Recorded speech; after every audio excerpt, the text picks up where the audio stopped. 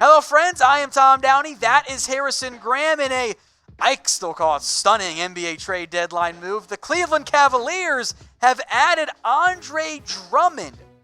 In exchange, the Detroit Pistons here are getting Brandon Knight, John Henson, and a future second-round pick. It's going to be 2023, the lesser of the Golden State Warriors or the Cleveland Cavaliers. So a future second going to the Pistons there as part of the Andre Drummond trade. A pretty shocking move here for the Cleveland Cavaliers and the Pistons. Yeah, and that extra detail there, the 2023 a low second-round pick in all likelihood, that makes this even more shocking, Tom, because, yes, clearly Andre Drummond's value plummeted. I mean, for whatever reason, teams were not going to offer a lot for him, but the Pistons basically got nothing here. I mean, Knight and Henson are expiring. They're not long-term pieces anywhere, quite frankly, especially in Detroit. For the Cavs, this is a buy low 3-month trial period for Andre Drummond. That's how I view it, at least.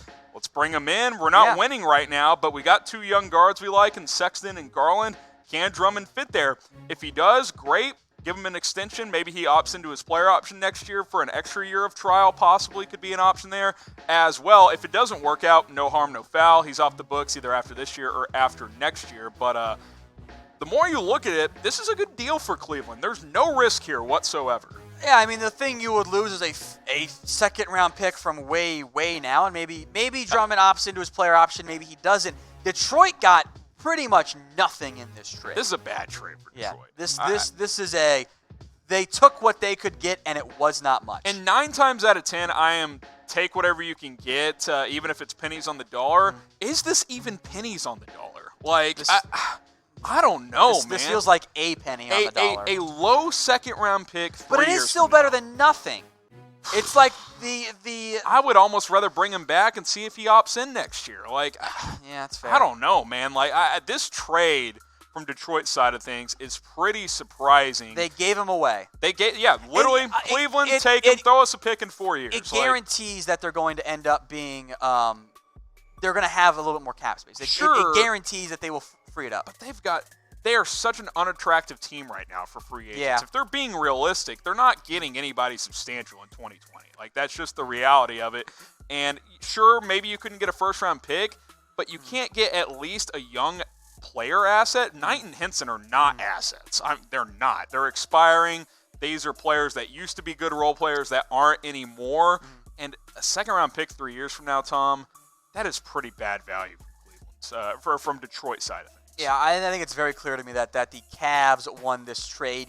You guys can chime in with your votes there, but you're in agreement with Cavs, the big-time winners? Yeah, and maybe they don't become huge winners if 3 months from now they decide the fit doesn't work, but certainly worth the try.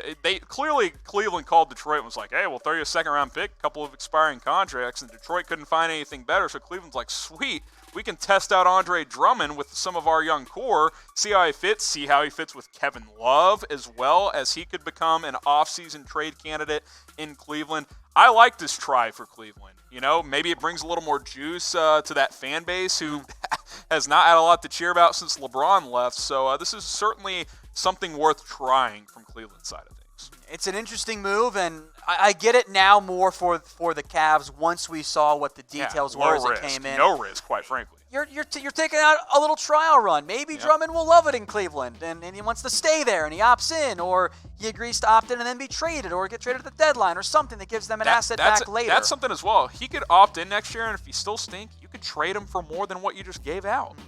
Yeah. I mean, I think Cleveland clearly won this trade. I don't think there's any doubt about that. But what do you guys think? Yeah, so let us know who won the trade. Type 1 for Cleveland, 2 for Detroit. I think it's clearly a 1 here, Harrison. Yeah, I think it's a no-brainer. If there's any 2s in there, it is delusional Pistons fans that think that Brandon Knight is somehow going to revitalize his career in Detroit. He has not been a relevant player in several years now. John Henson, not bringing you much. And like we've said, that second-round pick, it just doesn't have value. Late second-round picks, Tom, in the NBA, they don't get you much. Yeah, it's just interesting right there. And I think the craziest part for me is that in that trade, it was the lesser of Golden State or Cleveland. So they didn't even get the better. They got the worst one in the end. All right, let us know in the comments section, everyone, which league you guys like better. NBA or the NFL? We'll let the votes flow in. We'll give a couple shout-outs here as well. But Harrison, going NBA? It's close. You're going NBA. Yeah, I'll go. I'll say this: the NBA is more entertaining, especially off the court. Okay, stuff like this doesn't happen in the NFL. The NBA trade deadline is the best. Trade deadline and free agency for the NBA absolutely murder the NFL. Now, in terms of which sport I like watching more, that's up for debate. But certainly the NBA is very entertaining with players getting moved all the time. I do want this note on Drummond to be out there. You mentioned cap space. Detroit's expected to have $35 million in cap space this summer. So maybe they're thinking optimistic. They didn't want Drummond to opt in. Maybe they felt like he was going to opt in and they were stuck with him. But I still think Cleveland won that trade, but just to add a little context there to how much money they'll have this offseason. Well, I certainly see most of you guys picking the NBA, no surprise there, but I want you guys to prove it as well. We got a lot of NFL subscribers on the channel. We need some more NBA ones. And look, the people who have the most, you guys get the more videos. That's how it works here at Chat Sports. So if you want more NBA videos, then subscribe and we can end up doing more NBA for you guys. So hit that big red button and subscribe here on Chat Sports. We will have more NBA coverage coming up